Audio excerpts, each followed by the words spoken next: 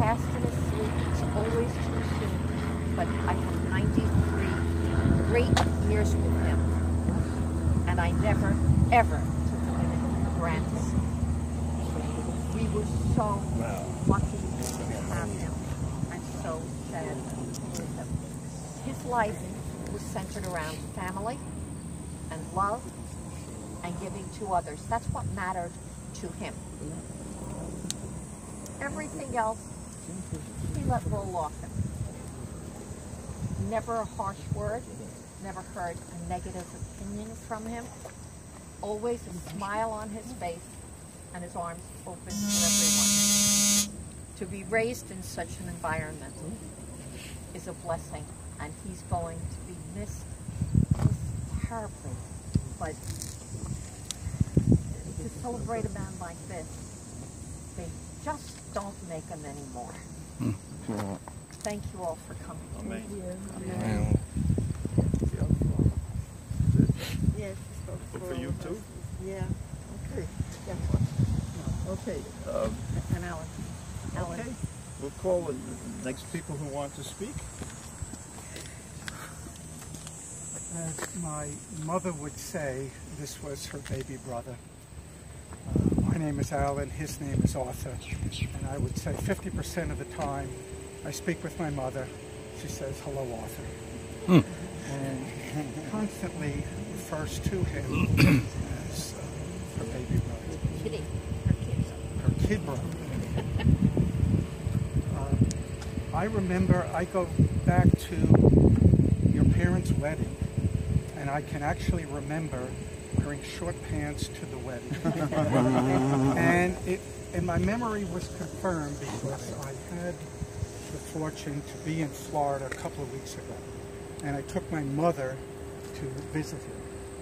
Now, your father's memory at the end was not the greatest, and my mother's was a little less than that. However, when they got together, you could just see the love. And they started singing songs together from their youth. Songs in English, songs in Yiddish, silly songs. It didn't make a difference. It was just a joy for them to be together. And what you said about your father is true. I've never heard a bad word about your father. He was the nicest, sweetest guy. I remember when I was on active duty and Christmas time came back from Fort Knox, my father was in the store, and it was your father that picked me up at LaGuardia Airport. There was nothing that he wouldn't do for you, and you were right. Everything centered around the family. He was just a wonderful person, and we will be missed. Amen. Amen.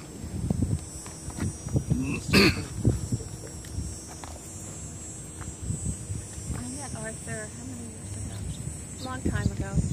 I met him after Arthur's family had met the man that I married. And Jeff lives here. We're not married anymore, but Jeff is here. And when I met Arthur and Zyra, the family, the girls, the very first moment that I met him and I was taken into their home, I felt like I'd known him forever. I felt like I was part of it.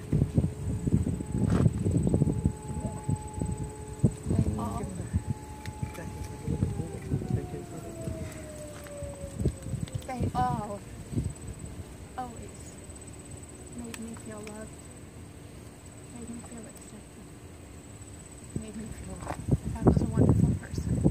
No matter what happened with me and Jeff, their daughters, Arthur in particular, Zyra of course was wonderful. This is about Arthur.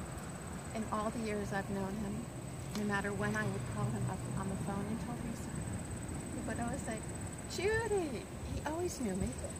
You may say he lost his memory. He always knew me on the phone. And when I visited him, he always knew me, always remembered me and my kids. How the kids are, the kids who are the kids are.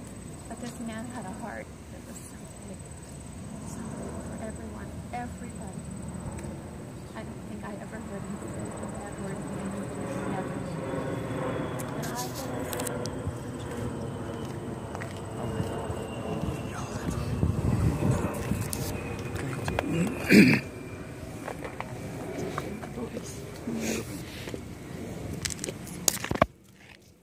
too busy.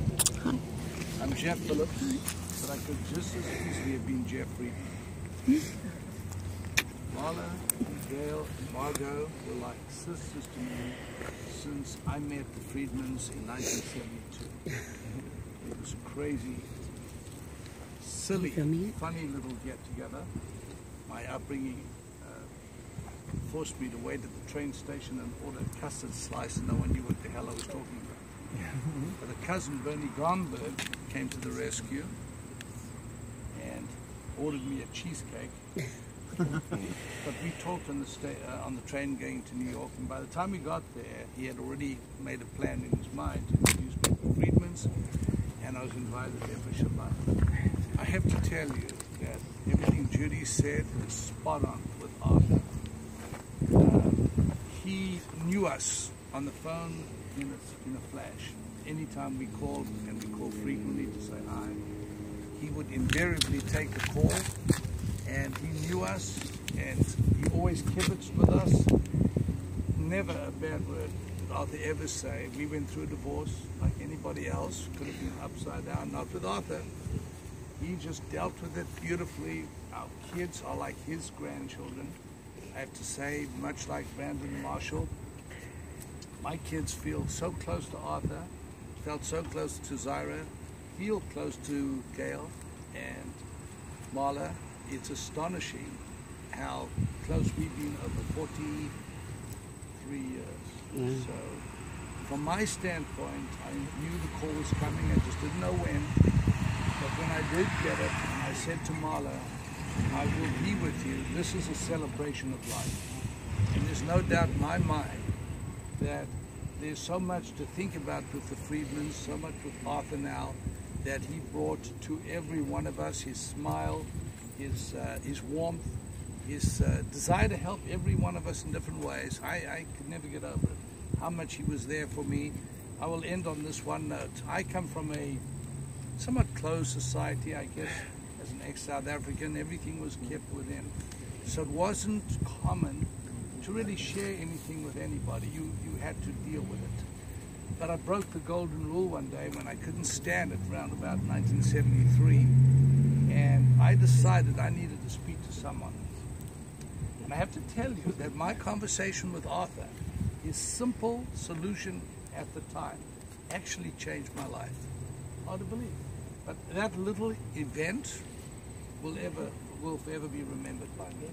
And so I'm so glad Judy said what she said. I speak for both of us and our children. We couldn't have had a closer association with Arthur and Zyra, and of course Marla and Gail. So I'm delighted to be here to be with you and celebrate your dad's life in every way I can. Thank you. Amen.